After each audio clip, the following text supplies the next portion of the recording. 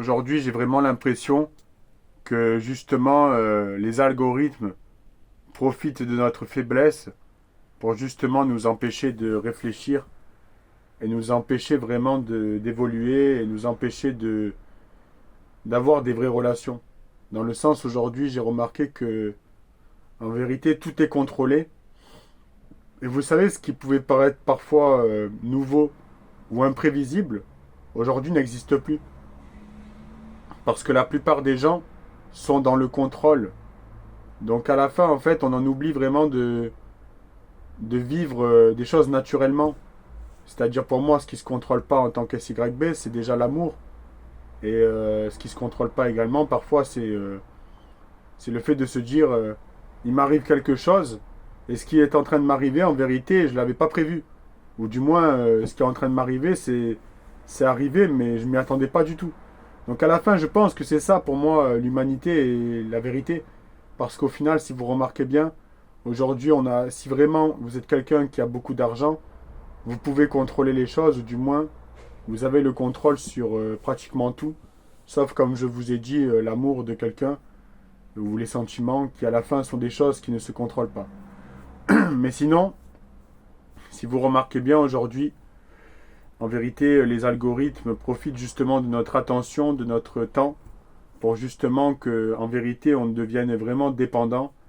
Et tout ça, ça a été créé justement pour qu'on puisse être encore plus dépendant. Vous savez que ce genre d'application, ça a été créé par des scientifiques. Donc à la fin, en vérité, c'est pour dire que, en vérité, ils avaient calculé le fait que ça puisse nous rendre dépendants parce qu'en fait, ils ont calculé la psychologie du cerveau.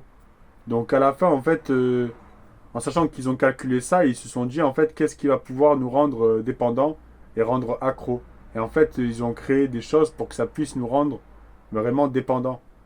Donc ce que j'aimerais dire en tant que SYB, c'est qu'honnêtement, vraiment, moi, vous savez, je suis jeune encore, mais je suis jeune, mais parfois je suis nostalgique de, de l'époque d'avant. Dans le sens, je trouve que c'était beaucoup plus sain. Et vous savez qu'en tant qu'SYB, j'ai remarqué une chose, c'est que dans la vie, il y a des choses qui ne s'achètent pas, comme la dignité, comme l'intériorité. Et vous savez honnêtement que moi, en tant qu'SYB, je ne vais pas dire que je suis le plus parfait et le meilleur, parce qu'en vérité, moi-même, j'ai été dépendant de ces choses-là. Et c'est pour ça justement que je fais une prévention, pour justement dire qu'il faut faire très attention, parce en vérité, ça peut être intéressant sur certaines choses, mais à la fin, c'est un peu une culture du vide. C'est-à-dire qu'à la fin, ça nous rend encore plus dépendants. Et au final, on cultive quelque chose qui finalement nous abrutit.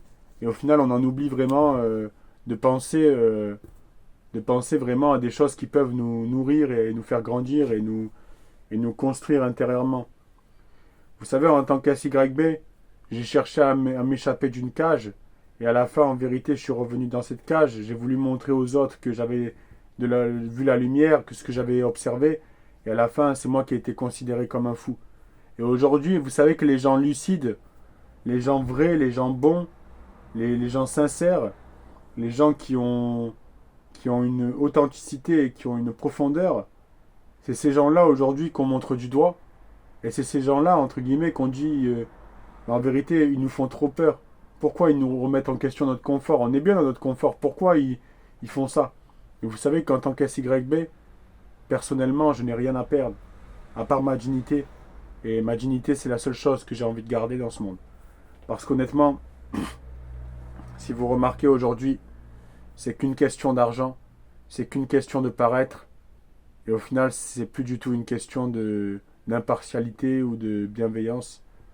Si vous remarquez bien, à la fin, les gens profitent de votre faiblesse et à la fin, en vérité, il n'y a plus du tout il y a plus du tout d'empathie.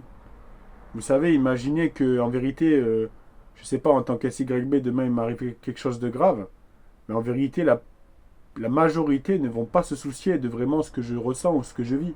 Parce que la majorité aujourd'hui sont dans une course permanente et donc on oublie vraiment de se soucier les uns des autres. Donc je trouve vraiment que c'est dommage en vérité qu'on en soit arrivé là parce que franchement ça dénature vraiment le rapport humain et à la fin je ne sais pas comment ça va être dans quelques années Mais je pense franchement, on est qu'aux prémices.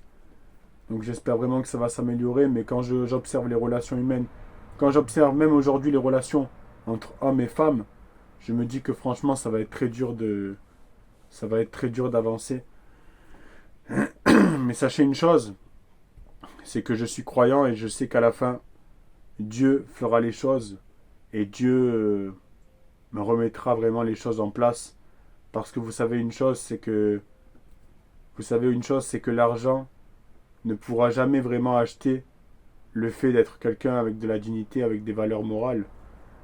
Et honnêtement, vous savez que je suis persuadé d'une chose, c'est que même si demain j'avais beaucoup d'argent, certes, sur certains points, je pourrais plus me permettre des choses et me faire plaisir, mais dans la limite du raisonnable, c'est-à-dire qu'à la fin, si vous possédez trop, à la fin, ça vous rend aigri, ça vous rend hautain, et vous en oubliez le fait qu'à la fin, on est tous des êtres humains et qu'à la fin, on va tous finir au même endroit.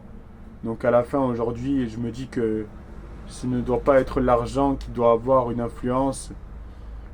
Et vous savez, parfois, en tant qu'SYB, parfois, je me dis, vraiment, je me dis parfois, j'aimerais vraiment vivre dans un monde idyllique où les gens, en vérité, gagnent tous la même chose et à la fin, on soit tous au même niveau.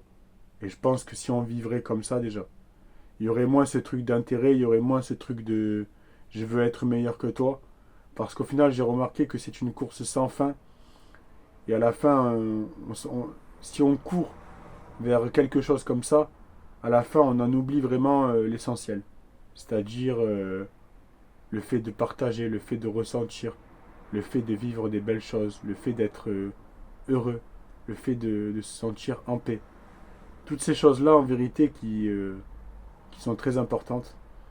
Donc à la fin, j'aimerais dire en tant que SYB que je pense vraiment que, honnêtement, les gens différents seront toujours rejetés. Et honnêtement, je pense que ça ne va pas forcément changer, mais que, au fond de nous-mêmes, il faut rester quand même bon. Et honnêtement, il ne faut pas que toutes ces choses-là puissent justement perturber notre libre arbitre. Parce que vous remarquez une chose, c'est qu'après, parfois, j'essaie de me mettre à la lecture, à me remettre à la lecture. Et j'ai remarqué que c'est beaucoup mieux dans le bienfait que si je passe avec mon téléphone. Je vais vous donner un exemple. Disons que je passe beaucoup de temps sur mon téléphone. Ensuite, j'ai du mal à m'en détacher. Et ensuite, je vais m'endormir. Honnêtement, je passe une très bonne nuit. Je me réveille le matin. J'ai l'impression d'être bien. Et à la fin, dès que je vais commencer à toucher mon téléphone, au bout de 1 heure, 2 heures, je vais commencer à être agressif, à être...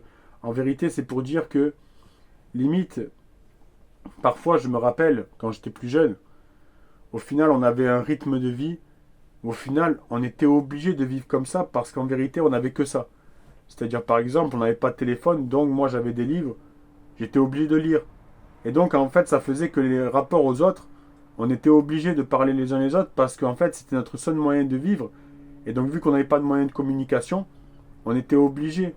Mais aujourd'hui, vu qu'on a tous ces moyens de communication, qu'on a trop, qu'on tout est saturé, à la fin, ça fait qu'à la fin, on ne parle même plus les uns les autres, mais on pense qu'on est en vérité connectés et qu'on est tous ensemble. Mais à la fin, comme je vous ai dit, c'est un peu une dissonance dans le sens où, dans la vraie vie, vous êtes seul.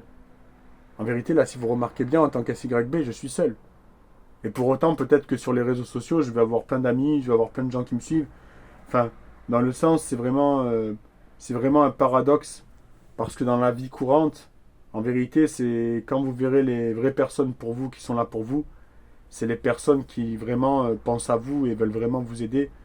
Et en fait, c'est dans le concret, c'est dans le réel.